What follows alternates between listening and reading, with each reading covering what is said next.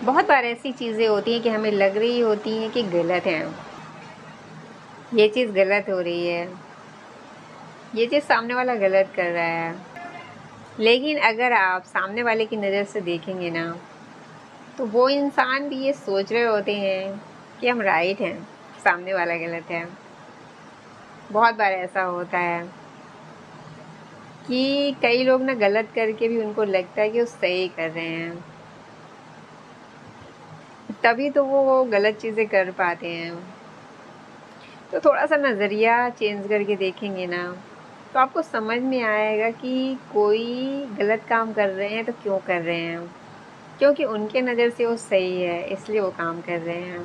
हमेशा जब कोई चीज़ें होती हैं तो हमें हमेशा एक नज़रिया वो रखना चाहिए कि सामने वाले की जगह पर खुद को रख के देखना चाहिए। आपको चीज़ें ज़्यादा अच्छे से समझ में आएँगी। कई बार ऐसा होता है कि हमें ये लग रहा होता है कि सामने वाला गलत है और सामने वाले को लग रहा होता है कि हम गलत हैं। सही और गलत कौन है, इससे ज़्यादा ज़रूरी ये है कि दोनों ही लोग समझ रहे होते हैं कि हम सही हैं। सही तो कोई एक ही होता है, लेकिन प्रॉब्लम ये होती है कि दोनों ही लोग ये सोच रहे होते हैं कि हम राइट हैं। जो गलत कर रहा है उसको लग रहा है कि हम राइट हैं, और जिसके साथ गलत हो रहा है वो तो राइट ही है। तो इसलिए भी गलत चीज़ें होती हैं। हमेशा ध्यान रखिए, जब आप कोई चीज़ गलत करते हैं ना, तो जिसके साथ करते हैं ना, वहाँ पर थोड़ा-सा अपने आप को खड़े करके देखिए कि हमारे साथ कोई ऐसा करे तो हमको कैसा फ़ील होगा।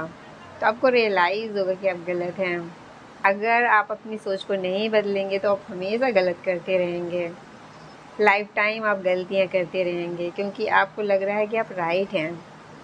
आप जो भी कर रहे हैं सही है, और इसीलिए आप कंटिन्यू गलतियाँ करते जाते हैं, क्योंकि आपको समझ ही नहीं आ रहा कि आप गलत कर रहे हैं।